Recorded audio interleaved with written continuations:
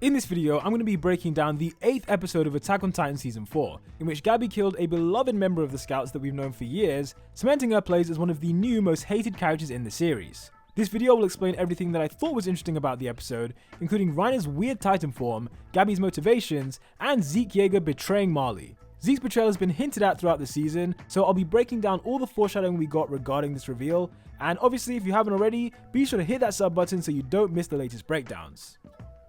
Okay, so episode 8 was called Assassin's Bullet, but before we talk about the assassination in question, the opening scene showed us the return of the armored Titan. After hearing the cries of two annoying children, Reiner reluctantly came back from the brink of death to try and save Porco. But I mean, as you can see, his Titan looks way different than usual. His armor was just taking a much longer time to manifest, so Reiner had a lot of bare flesh that wasn't protected. Not to mention his usual armored mouthguard was nowhere to be seen. This form was obviously not an upgrade of any kind, but rather it was the negative consequence of Reiner only half-heartedly waking up. Eren and Reiner then have the Titan equivalent of an old western standoff, before the attack Titan easily breaks his jaw with one punch because there was less armor protecting it. In case you haven't been counting, that's the second time this season that Eren has attacked someone prior to them fully transforming. Anyway, the weakened armored Titan was still able to grab Porco and save his life, showing us that Eren was more concerned about giving his nemesis a beatdown than he was about eating the Jaw Titan. After all, he could have just taken this bite a lot quicker if he really wanted it badly. Having now repaid Galliard for saving his life back at Fort Slava, Reiner collapses to the ground whilst Eren and Mikasa hitch a ride onto the airship. Hanji said in the last episode that anyone who didn't board the airship in time would be left behind in Marley, so it was kind of important that Eren didn't waste any more time fighting, especially as both him and Reiner were out of strength. Upon arriving on this thing, Eren and Armin share a really downhearted looking glance with each other, and you can understand why Armin has mixed feelings here because he had to kill thousands of people because someone decided to get the Survey Corps involved with his plan. Eren is then pleasantly greeted by Captain Levi, who kicks him in the face and immediately has him detained. The reason he's getting restrained is because the attack on Marley was his idea, and the Scouts were basically forced to go along with it because without Eren they have no future. That's why Hanji was upset with him later in the episode, because Eren went off to do his own thing in Marley, hoping that his friends would bail him out, no matter how many people would die in the process. When Levi kicked Eren's face, that was a throwback to the trial in Season 1, in which Levi kicked the crap out of him to show people that he could be controlled. But now in the present day, it looks like he just did it because he's angry with Eren for getting the Scouts into this mess. I love how both times this happened, Armin is the one who has to restrain Mikasa. Like, sometimes even Armin knows that Eren needs to get beaten up for the greater good. As the airship continues to escape, the Scouts protect it from incoming fire, but Marley no longer has any guns that could bring the ship down. Their anti-Titan cannons would have done the trick, but as you can see they were blown up a few episodes ago, so everything is currently going according to plan. Various Scouts begin to get on board, but one person who stays out a little bit longer is the former Commander Lobov. Although he is a minor character, his story is quite interesting because it represents how some people on the island have changed after the secrets of the world were revealed.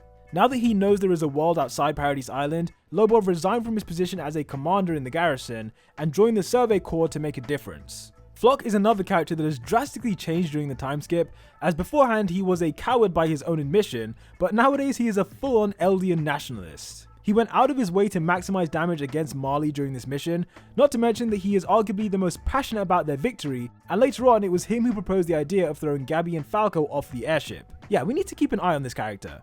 During the celebrations, Connie waved a massive death flag when he made it clear that he was especially grateful that Sasha and Jean survived.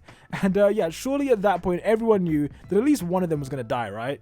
Down on the ground, Gabi continues to follow the airship, having set out to do so during the opening scene, but Falco follows behind her in an attempt to make her stop. Although we already knew most of Gabi's motivations for wanting to kill the Scouts, such as the death of her friends and her pre-existing hatred for everyone from Paradis, there was still one thing in her speech that caught my attention. The real reason that Gabi was fully willing to die during this episode was because she dreamed of a day when Eldians could be proud to wear those armbands. But after Eren's massacre, she knows that day will never come. How could Eldians ever be considered equal to regular human beings when just one Eldian was able to single-handedly kill politicians, military leaders, and obviously innocent civilians? What Eren has done is just irreversible, so in this moment, Gabi no longer really cares about inheriting the armored Titan. Her main goal is getting revenge, which again is one of the ways she mirrors a young, vengeful Eren.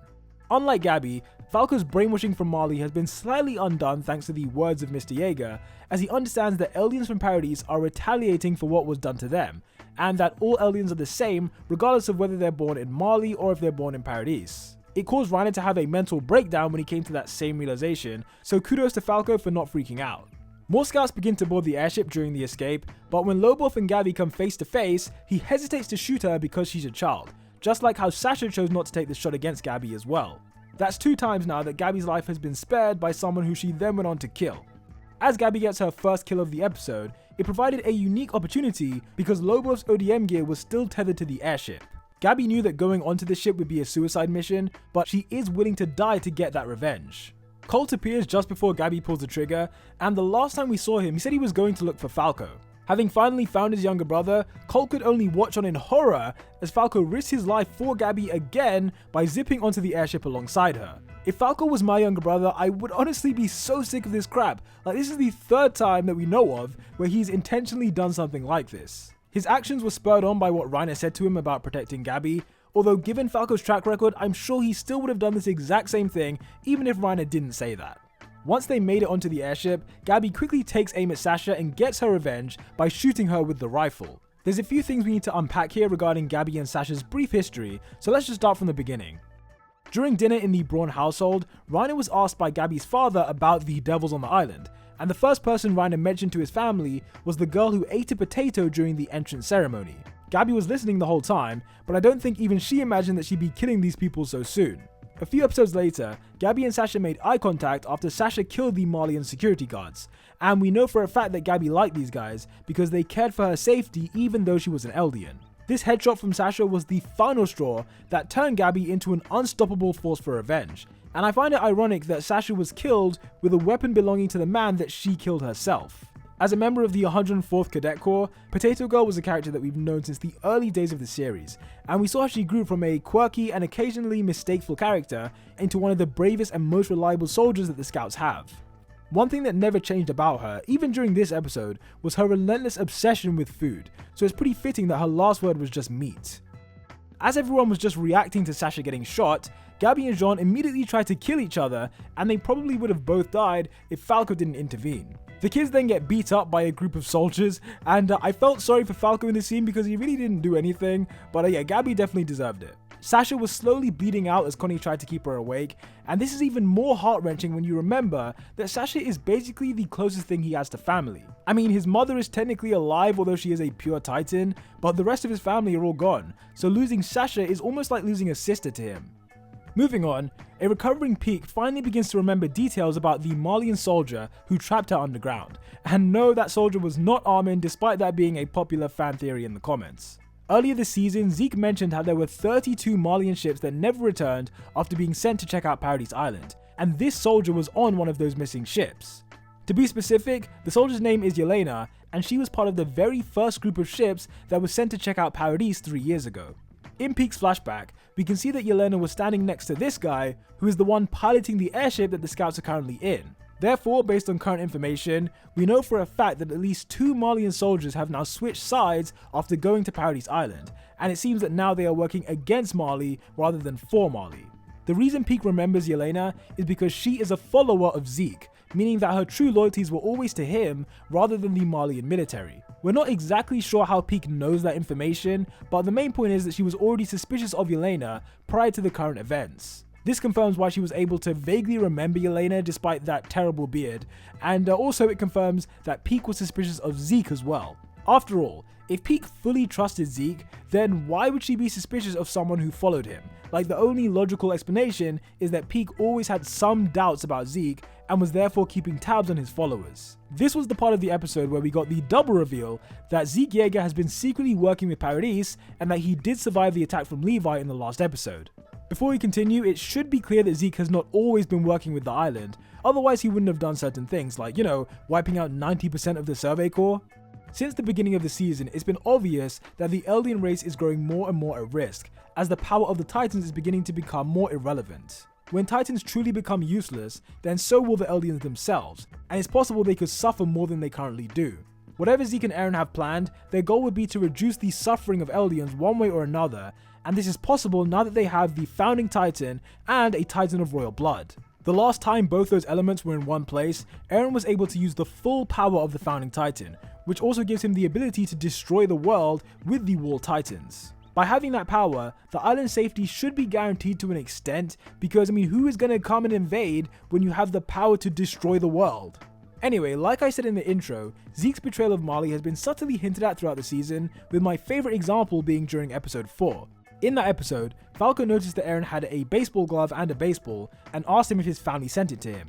Back in season 3, there was an episode titled Perfect Game, with the title itself being a reference to baseball terminology. During Perfect Game, the Beast Titan hurled rocks at the scouts several times, making baseball references throughout, and this kind of implied that Zeke was a fan of the sport. Eren having this gear subtly showed us that Zeke was the family member that he was referring to, and it was a clue that they were now working together. Another hint at Zeke's betrayal happened during the battle in Liberio, in which he straight up says, "Eren Yaeger is not my enemy."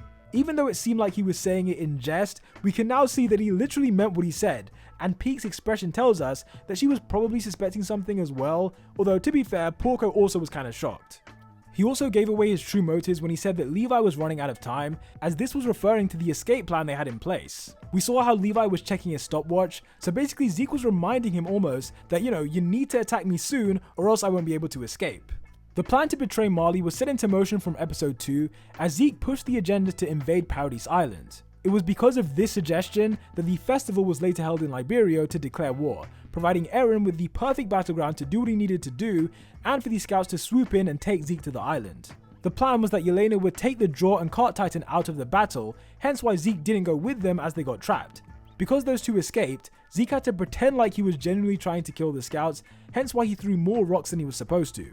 Also, if you're wondering how he survived this attack from Levi, it's because the captain sliced off his limbs and then quickly pulled away his body during the explosion. I had so many people asking me if Levi committed suicide in this moment, because the way he kind of appears in the anime, you see the explosion but you don't see Levi get away. And I think the reason we didn't see Levi is because he would have been holding Zeke's body. That would have given away the surprise a bit too early, so I think that's the reason why we didn't see.